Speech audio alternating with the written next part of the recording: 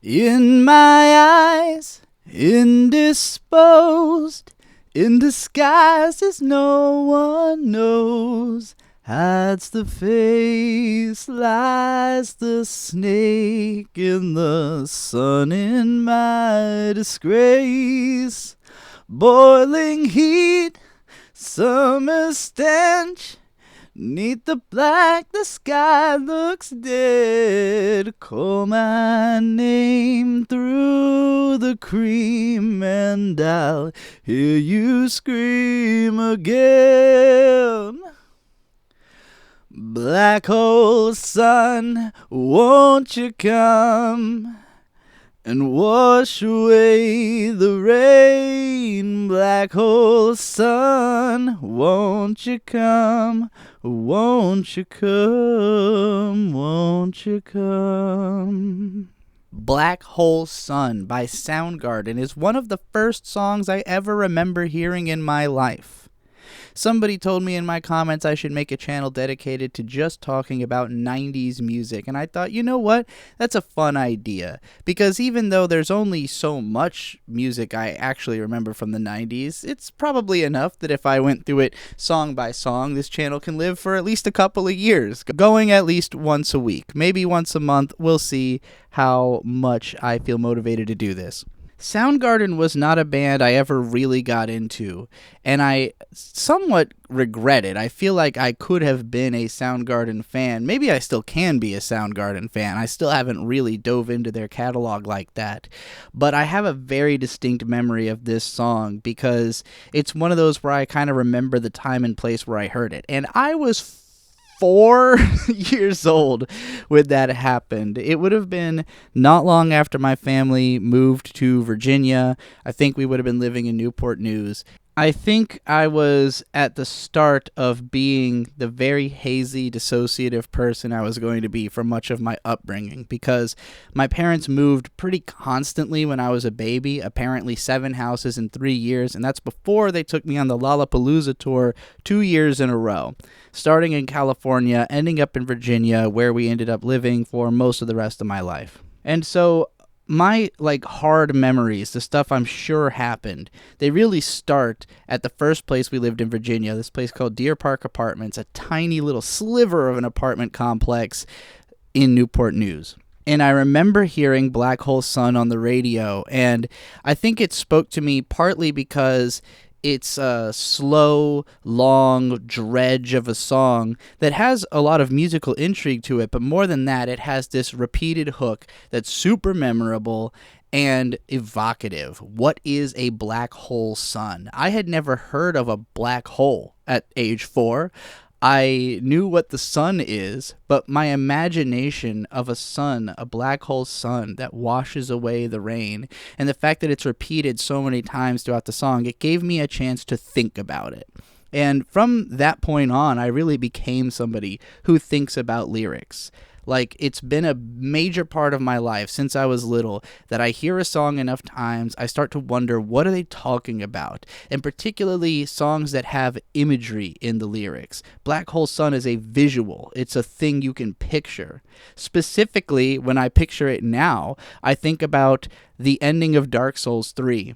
Because the sun becomes basically a black hole sun. You've got the dark sign in the sky, and the apocalypse is happening. So, the ending of Dark Souls 3 almost feels like it is a deliberate interpretation of this song. And songs that describe and kind of capture the vibe of an apocalypse have always fascinated me since this time. I could think of songs like Enema by Tool would be a great example. Flush It All Away. This, that one's about a biblical flood. This one's actually about the rain being taken by the black hole sun. This implication that all of the problems will be dealt with, but in the course of destroying everything in the process. I've seen, thorough analysis of this song as a written piece by YouTubers who talk about musical notation and stuff like that, that it is a very complicated song from a traditionalist standpoint of how it's constructed, which is interesting because so much of 90s grunge was more like punk. 90s was a time where songs kind of stopped being as glitzy and glamorous as they had been in the 80s, and it wasn't about necessarily having the most like structured, well-made song as much as the most emotional forward song. And so it's interesting that a song like this is very technical from a songwriting standpoint, but because the idea of it and the weight of what it presents is just so grim and so heavy that it manages to succeed almost in spite of the kind of song that it is during an era when nothing else sounded like this. I'm sure a big part of why this stood out to me as a radio listener in 1995 was that it didn't sound like anything else on the radio at the time. Now, funnily enough, I kind of had a falling out with this song as a kid, because I want to say it was at least a year or two between me first hearing the song and then seeing the music video on TV. And I hated the music video because it's very vivid and very creepy, where there's all these like images of suburbia, of like old people just like looking grotesque, like people making like fucked up creepy faces into the camera. And then there's all these shots of like a bunch of images of a giant roach being cooked on a grill. And as a kid, and really up until like my 30s, I had like a pretty intense phobia of roaches because of my mom always telling me all these gross stories about them from her upbringing. And so like just the video was so off-putting and so disturbing that it got into my head. And so even listening to the song, I would think about the music video and be kind of like, ugh, I don't want this in my mind anymore. And it was only, as an adult that I kind of fell in love with it all over again, realizing it's just such a good song and it's lyrically so interesting. Lyrics like stuttering, cold and damp, steal the warm wind, tired friend. Times are hard for honest men, and sometimes far too long for snakes. It's cynical, but in a very poetic way where it doesn't feel like just edgy. It feels mourning. It feels like a song that truly wants goodness and truly wants a beautiful world and to recognize the beauty in the world, but it's just so wretched, and that wretchedness is seeping in. In my shoes a walking sleep, and my youth I pray to keep. Heaven send hell away, no one sings like you anymore. And I think about that no one sings like you anymore in particular because kind of no one sings like Chris Cornell anymore. And Chris Cornell reportedly took his own life, I want to say 10, 15 years ago. Not long after that, his good friend Chester Bennington, one of my personal idols from childhood, also took his own life, both of them from alcoholic relapse. And as far as I can tell, Chris was just like a great guy, like an amazing person. I've seen this one clip of him meeting Fantastic Negrito, another artist I really like, and he just seems like really sincere and kind. And I can't imagine this dude being anything less than cool. And so it sucks that, he was lost at a relatively young age to something as depressing as that, and even worse yet, that Chester felt he couldn't live without Chris as an influence, and took his own life not that long afterwards. So this song carries a lot of dramatic weight, not just in the context of the song itself, but in knowing where it goes. That this black hole sun did eventually swallow Chris Cornell from the inside.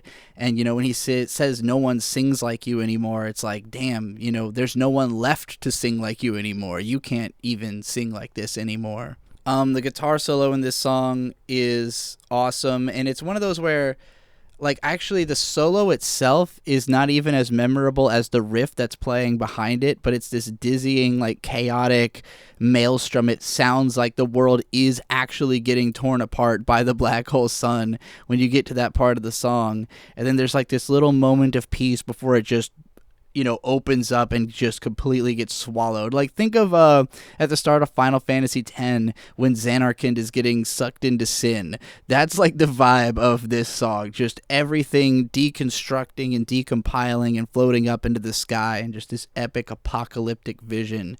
It is one of those songs that I can't listen to it without seeing something in my mind's eye, and that has always made it very powerful. So yeah, still one of my favorite songs from childhood. It's funny, like my husband Bird, he didn't really know this song until meeting me, and I kind of got him into it, but at first he didn't like it because of how many times they repeat the lyrics. He can't stand when lyrics are repeated too much. To me, it becomes like a mantra, it almost numbs your brain, and you find yourself disappearing into the imagery of what's happening. For him, it's like he gets to the end of the song and he might skip the rest of it, but nonetheless, he has come to love the song, to appreciate it for just the strength of it, for how interesting, how well composed it is, how much the subject matter does kind of touch on something. It's melodically super memorable. The verses are just as memorable as the hook once you really get to know the song. Like, the way they're written is so easy to get sucked into. And yeah, I think this is just one of those all-timers, like one of those songs that will survive forever as a classic. I don't know how well recognized it is in that regard, because I feel like 90s classic rock hasn't truly started getting like the appraisal that stuff had before it, maybe because of the fact that the monoculture has kind of disappeared since then. I feel like this is a song that everyone should know. There's a phenomenal cover of it by D'Angelo that I don't think was ever officially released, but you can find it on YouTube, that takes it in a totally different direction. Like, it's a very different sounding song. And even though the recording quality is like garage, it's just so good. I've listened to that version a bunch of times too. And, I didn't even know about D'Angelo's work really until after he had passed as well. So these are both musicians who were taken young, really around the same age, who both did phenomenal renditions of this song. I'd love to cover this song myself, make more of a kind of a noise, like hollowed out noise take on it. I've had the idea in my head for a long time, but I don't think I have the musical chops to actually pull off what I think it should sound like. And frankly, I don't know if I want to cover such a cursed song now that I'm thinking about it, but it is a classic.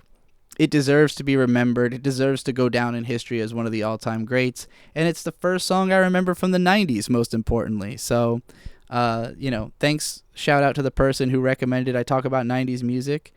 And I'll see you in the next one. If you want to find more of me, I'm trying to make 100 YouTube channels. So check the description to see more of them. Later.